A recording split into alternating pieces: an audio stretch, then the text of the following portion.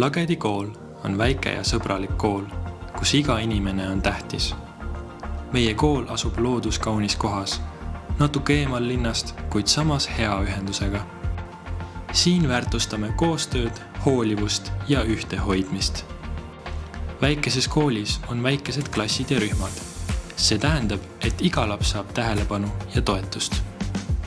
Meil on väga toetav tugimeeskond, kes aitab nii õpetajaid kui ka õpilasi igapäevases koolielus.